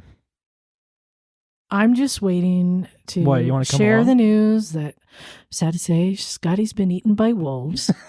Because that's going to happen eventually. Somewhere in the mountain deserts of Baja. Scottie, you're crazy. I love it. Keep it up. But what I also love is you try and rope other people in. Yeah, it's hard to find friends that want to do ambitious things with me. Hey, Bagel, you've been talking about an adventure scooter for a long time. Mm-hmm. This would be the perfect test, don't you think? That would be a really good one, but I have other plans that I'm working on for next year. Oh, see, I tried. I tried. Yeah. But keep in mind, maybe in the future, either the Baja Jaj or the CT or the CT 110 might be a contender for something like that. Yeah. Well, CT 110. When are you doing this? I was thinking next October. Seemed about right. So a year. Yeah. Okay, thank gosh. You're giving yourself time. Okay. It just barely runs. All right. So I'm going to say, okay, now I'm getting more on board that you're giving yourself time. So I recently saw a YouTube video. I'm getting a little squirreling off the path, but it was a YouTube video of these young Canadian people who got an old Toyota. What's the Toyota with the RV on it? There's a name for it. A dolphin? No, not a dolphin, but like that. Chinook? Yes, a Chinook. It was like a 1970s, I think, old beat up Chinook. And I have a friend who has one of those. They're pretty cool. And what they did is they lifted it off of the frame. They got a frame from a Toyota Land Cruiser. Okay. Rebuilt like everything, suspension, everything. They got some big, like, I think it was like a diesel motor or something, right? That they put in there, rebuilt everything, dropped it back down, and made this badass lifted, like old vintage Toyota Chinook, and rebuilt the inside, everything. And so that's got pretty cool solar and all the things. It was a really cool project and to watch. But now I'm thinking of your bike, and I just didn't see the potential, because if you look at an old 70s Chinook, you don't see. And the reason they built it is they're going down to South America on it, so they're going to be living in it and traveling everywhere. And now I realize you've got enough time to really turn this into a badass adventure bike. Yeah.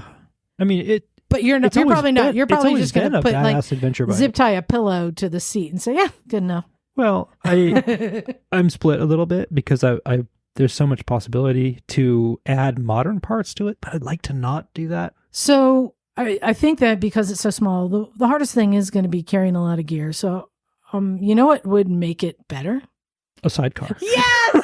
Oh, no. Scottie, I want you to consider this seriously. Oh. Take that sidecar and modify it to that bike. That sounds so miserable. Liza, if you really want to add more weight to a two-wheeled vehicle in order to carry more gear, why not get a trailer? I don't know. I mean, the sidecar, it already has a knobby tire and suspension on it. Just carry less gear. Just carry less gear. Put a knobby tire on a trailer. Bagel, you're supposed to be on my side. I'm on the trailer side. This is one of those good, bad ideas. Yeah. So for carrying your gear, are you going to go retro with that, or? I don't even know what that means. How do you go more retro? Correct saddlebags. No, I mean, I'll just probably make a duffel bag and strap that on top. Yeah, it'll be fine. Yeah, exactly. Milk jugs for hand guards and all that, huh? Now let's do this good. Let's make it look really cool. This bike has straight pipes on it, as I recall. It does. It does have straight pipes. Oh, it sounds so good. It's so fucking noisy. Oh my gosh. All right. Yeah. So you need a period correct accessory. That's not going to happen. I know where you're going. I'm not putting snuffer knots on it. All right. If there's anyone else crazy out there who wants to join Scottie on this adventure and has a completely inappropriate bike, send us an email. Say, kooks. Scottie's not nuts, or I am too. Yeah. To motorcyclesandmisfits@gmail.com. All right. I think it's time to hit a couple of emails. Bagel, you have one there that I sent you that requires a specific accent. Yeah, I have an email here from Dan Ponce. Hey, Dan. And he says, it's okay to read in a Southern California accent. Hi, everybody. Dude, sweet. First, the apologies. I'm a week behind, so I just heard the episode about the Nikon rev bump controlled by the clutch lever. Yeah. Also, excuse me if what I'm writing has already been brought up during one of the many episodes mentioning the Nikon. I first saw the Nikon on TV a few years ago being used as a support bike for one of the Grand Tours, probably the Tour de France. Yes, absolutely. Right on the money. I definitely saw it again this year at La Vuelta a España. The bikes are ridden two up, often with the passenger holding a TV camera, and are fully loaded. I heard somewhere that this role was one of the reasons, if not the reason, why the bike was developed. Grand Tour organizers wanted to improve the safety of the many motorcycles used as camera bikes, GPS tracers, general support, and for crowd control. If I remember the timeline correctly, the Nikon was developed during a push for greater safety for bicyclists following an incident when one of the racers was launched into the fence by an impatient driver in one of the support cars. I was confused the first time I saw a Nikon. Did I really see two front wheels? Did it have inboard and outboard forks? How did it steer? What is gained by letting a three-wheeled motorcycle lean? Apparently, though, it really does improve stability or traction because it seems the use keeps on increasing. Thanks for the great shows every week. Patreon supporter Dan from San Diego. Hey, Dan. Thanks, Dan. It makes sense to me because writing, I mean, you've written it more than I have. Put more miles on that was just one day. In one day. But it just tracks so well and it feels so stable and just planted. Mm-hmm. So I can see how that would be a good bike to use. I hadn't heard that story, Dan, but it makes a lot of sense. If you've ever been to one of the Grand Tours, there are about 8,000 motorcycles and cars that come by before and after the racers. Yeah. And every couple of years there's some tragic event with somebody getting tangled up with a motorbike. And yeah, there's the camera crew and the person riding on those things, they look so sketchy, but like so in tune with each other. If you watch the Grand Tours, they're actually excellent. So I don't know if it's true or not, but I'm gonna choose to believe it. Well, I think there are probably some very experienced riders who do that in general and who are very skilled. So very much so. Yeah. Yep. For the most part. Thanks, Dan. All right. I have one here from our friend Chuck. He says, "Hey, Misfits. I'm weeks behind on episodes, so I just finished 590. So it's possible that Morgan Vetter or others have already emailed in about this. But if not, because Morgan Vetter is the electric bike police. Trust me, he's all over every forum, clearing things up, correcting people, misinformation. I love it. So, but no, Morgan didn't get on me about this. So you beat him to it, Chuck. He says, I wanted to correct the assertion made that the main sound from an Energica bike is its chain. To be fair, I made the same assumption back before I had my own and had only heard the sound in videos made by others. I don't know about chain. I know, I guess chain or on like the zeros, it's a belt and it just makes a sound that goes like, or that little thing that Knock has, the only thing I can hear on the chain. Exactly. Yeah. And so I've just assumed that is, you can hear the friction from that. And he says, the sound is the reduction gear, not the chain. I think the design choice of having that gear was a performance aspect going back to their first model, the Ego. I ride the Xperia, their green tourer, and its own high whine from its reduction gear is quite the sound when I hammer it. This opinion is shared by my gas buddy that rides a Valkyrie. I just missed tag day at Barber's this past weekend. I have one on my Zero and have been wanting to experience that parade lap on the track for years and expecting to miss vintage days there next weekend. I'm worried that I'll discover once caught up with podcasts that some of you made it over for that. Nope, none of us made it to Barber, but we will be at vintage days. You can count on that. I hope to run into some of you sometime at Barber's or the Till of the Dragon, so I'm always keen on hearing your group's travel plans. I'm including a group shot from this year's Electrics at the Dragon last spring. Shiny side up, friends, and I'm another one that's missing Knock. When's he coming by again? Roll Tide! Oh. Chuck from North Alabama. Knock was here today. Yeah. He still comes On by. his Gixxer. Yeah, he's just got other things to do. Living a life. But have I told you my roll Tide story? No. So years ago, I got invited by a friend when I was living in Atlanta to go to Alabama football game. Now, I don't know if you've ever been, but it is about the biggest thing in the world. And I didn't even, like, I'm like, where are we going? She said, we're going to, what was it? Alagoddamn Bama. Yeah, it's by God. yeah. But you get there and like it's a huge event. And we go into the stadium and it is full of people. And they were playing, I think it was Vanderbilt. And I remember the marching band came out. There were 52 tubas in the marching band to give you an idea of the size of the marching band. And the crowd is going wild. And I've never experienced something like this other than a monster truck rally when they got low on Budweiser. But it was crazy. And everyone kept yelling, "Roll Tide! Roll Tide!" And I turned to my friend and I said, "Who is Todd and why does everyone want to roll him?" I was so lost. And she looked at me like I was an alien. I mean, you were. Pretty much. Yeah. Roll Tide! I love that. I kept looking at the jerseys. Who the heck is Todd? I love that number of tubas is the standard unit of measure for the size of a marching band now. I know. Anyway, so yeah, I didn't know reduction gear. So right. Does that mean that the Zeros that aren't belt drive have that also? I have no idea. I don't know either. That's a good question. Seems likely. I don't know. Yeah. The motor itself, even without any gearing, can make a certain amount of noise as it does its switching thing. So it's not as loud as a gear whine, I think. It makes sense that would be gear whine, though. So cool. Thanks. We got time for one more. You want gear whine, ride a V-Strom. Yeah. Scott, do you have one there to share? Yeah. From Drew Canoe. True Canoe, really? Yeah, it's in his email address. Hey, Misfits. Just finished doing valve clearances in my DL650 and found myself watching a valve clearance YouTube video for an SV650 for the heck of it.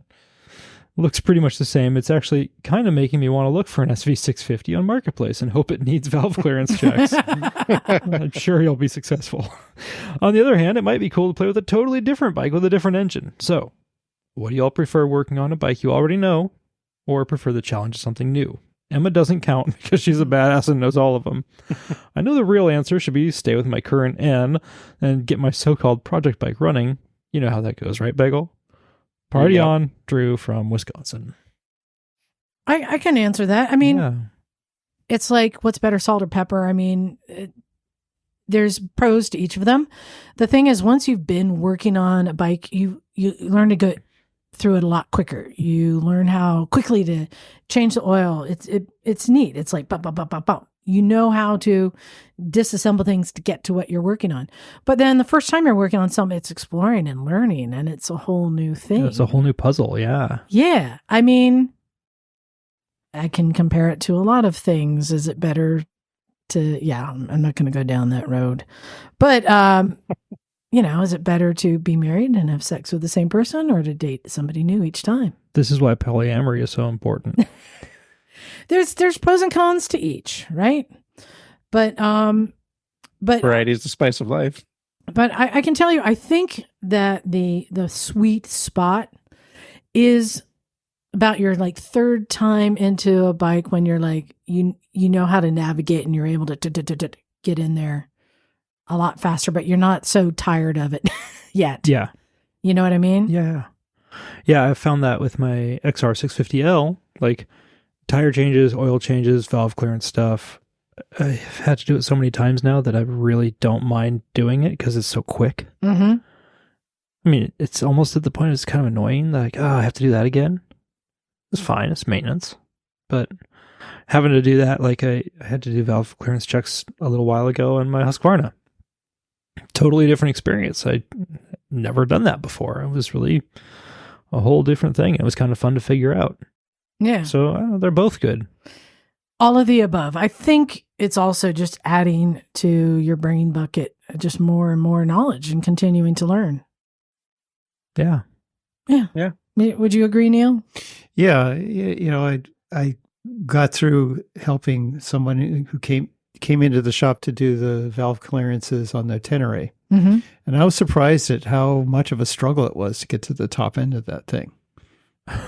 Yeah. We spent a long time getting that thing back together too. And that can be the frustration the first time. But then once you've learned how to quickly do that, it becomes more then fun. It becomes easier. Mm-hmm. Yeah. So Yes. I'm due to do my V-Strom again pretty soon. And it wasn't really bad when I did it the first time. I just took my time and laid my parts out. Which is basically an SV650. It is. So there you go. You have something to look forward to now. I do. Oh, I've done it once. So cool. yeah. Well, good news. Next week, the gang is coming back. Emma. Hey. Oh, there's a cat fight going on next to me. Emma, Jim, John, who knows who else will be here. But we're going to have stories from trips. And we have a cool guest coming on next week who's also from San Diego. So let's see how close Bagel got the accent. Totally nailed it. Totally. Dude, you didn't say dude once. Dude. Didn't say dude. Like, I know, right? For sure. Oh my heck.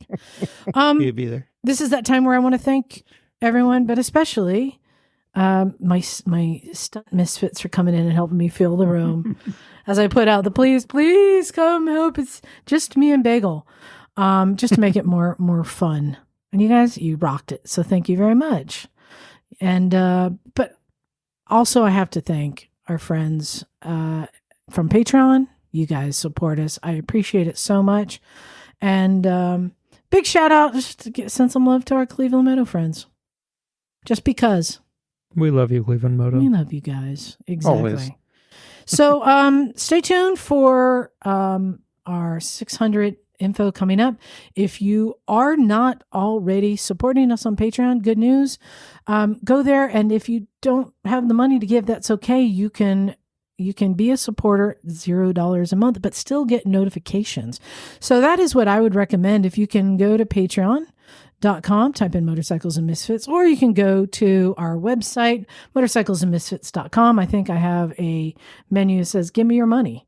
And you can just be a supporter for no money, and that way you can follow everything. And you guys will be the first to know about the 600th and how to join us for that. So, and also thanks to Bagel for always showing up and being ready. Thank you, Bagel. It's my pleasure. Cool. So thanks, everyone. Time to get out of here. You guys ready to hit it?